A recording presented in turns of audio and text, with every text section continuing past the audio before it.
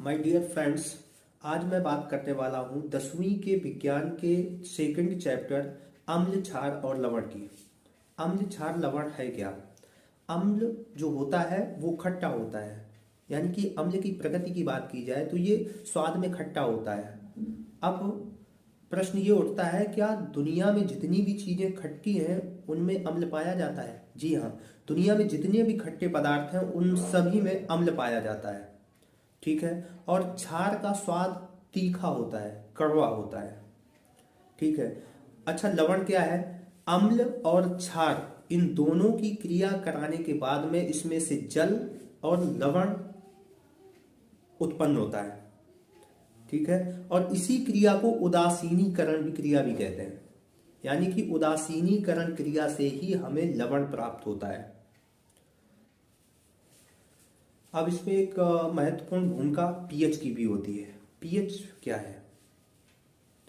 PH जो है, अम्ल में पीएच 7 से कम होता है और क्षार में पीएच का मान 7 से अधिक होता है। अब प्रश्न उठता है कि ये पीएच है क्या और पीएच का हमारे जीवन में क्या भूमिका है, क्या भूमिका निभाता है? पीएच हमारे शरीर में पीएच मान की अहम भूमिका होती है।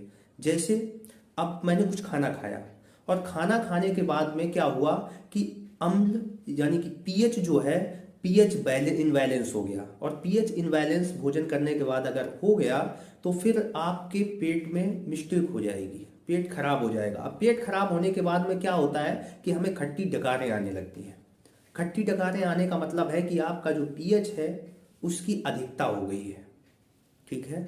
और पीएच की अधिकता हो गई यानी कि अम्ल की मिस्टेक हो गई है, और अम्ल की मिस्टेक यानी कि अम्ल की बढ़ोतरी हो गई है। अब हमें चाहिए क्या?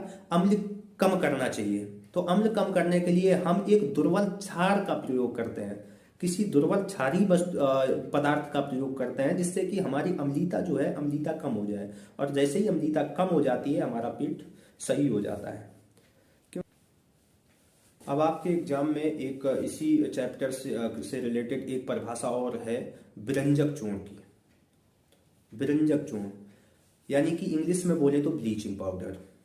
कई बार पूछा गया है एग्जाम में कि विरंजक चूर्ण की परिभाषा लिखिए, या फिर विरंजक चूर्ण किसे कहते हैं, या फिर विरंजक चूर्ण निर्माण विधि बताइए।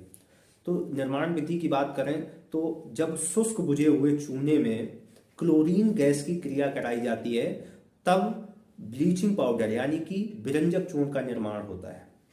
ठीक है।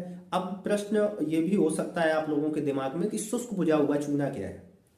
जब हम घरों में पुताई करते हैं ना, तो पुताई करने में चूना लाके उसको पानी में डुबो दिया जाता है, और पानी में डुबोने के बाद में उसमें से जो ऊष्मा होती है, या जब हम लोग मार्केट से पुताई करने के लिए चूना लाते हैं और उसको पानी में डाल देते हैं, पानी में डालने के बाद में उसमें जितनी भी हीटिंग होती है, गर्मी होती है, वो सब निकल जाती है। सिर्फ हमें कुछ सफेद सफेद पदार्थ जैसा मिलता है जो हम लोग बुझा हुआ चूना बोलते हैं, यही शुष्क बुझा हुआ चूना है। तो इस शुष्क बुझे हुए चूने में क्लोरीन गैस से जब क्रिया कराई जाती है तो विरंजक चूर्ण का निर्माण होता है। ठीक है। अब ये विरंजक चूर्ण है क्या, कैसे प्रयोग किया जाता है कि विरंजक चूर्ण जब हम लोगों के जो ये कागज हैं, किताबें, तो इनको लकड़ी को सफेद करने में इस विरंजक चूर्ण का की अहम भूमिका होती है। और हमारी जल शुद्धि के लिए भी विरंजक चूर्ण, जो जल में हमारे जीवाणु हो जाते हैं तो जीवाणुओं को खत्म करने के लिए भी विरंजक चूर्ण का यूज किया जाता है। ठीक है। कई बार जो हमारी सरकारें हैं, सरकारें स्वास्थ्य विभाग को प्रोवाइड करवाती हैं निःशुल्क, कुएं में डालने के लिए, तालाबों में डालने के लिए और नलों में डालने के लिए, ताकि जल की शुद्धता कर दी जाए, जल की शुद्धता के लिए। ठीक है। अब दूसरी एक हेडिंग और है आपके उसमें, एक आपके चैप्टर में एक हेडिंग और है जो ज्यादातर एग्जाम में ज्यादातर पूछी जाती है, वो है plaster of Paris. Plaster of Paris का निर्माण विधि भी पूछी जाती है, कैसे बनता है प्लास्टर ऑफ पेरिस, और इसका उपयोग भी पूछा जाता है। ठीक है। तो प्लास्टर ऑफ पेरिस है क्या? प्लास्टर ऑफ पेरिस बहुत ही इजी है। हम लोगों के घरों में पीओपी होती है ना, दीवारों को चिकना करने के लिए, डिजाइन बनाने के लिए पीओपी का यूज किया जाता है ना, तो यही पीओपी का ही फुल फॉर्म है प्लास्टर ऑफ पेरिस।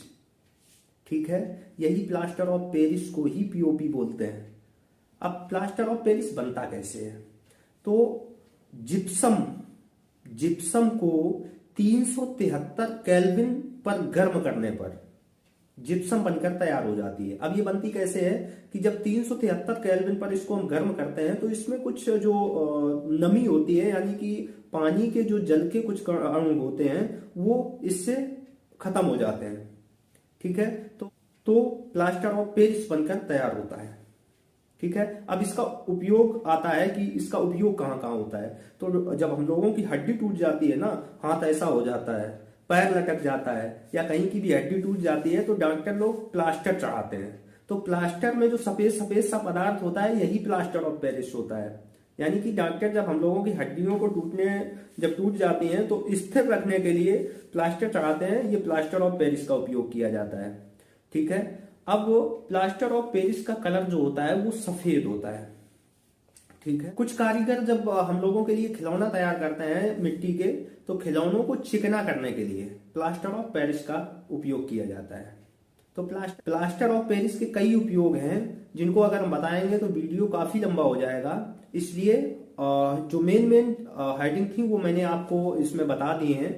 और अगर इसी प्रकार के और भी आपको वीडियो चाहिए हो, या हमारी समझाई हुई मेथड आपको अच्छी लगती हो, या फिर अगर हमसे कोई कमी रह जाती हो, तो आप हमें कमेंट बॉक्स में लिख के बता दीजिए, उस पर सुधार किया जाएगा। और आपके लिए ऐसे ही कई नए नए वीडियो आते रहेंगे। बस करना आपको ये है कि नीचे जो रेड कलर की बटन दिखाई दे रही, इस सब्सक्राइब बटन पर क्लिक करिए और बेल आइकन आएगा, बेल आइकन पर क्लिक करिए। उससे होगा ये लाभ आप ही को है, हमें लाभ ज्यादा विशेष नहीं है।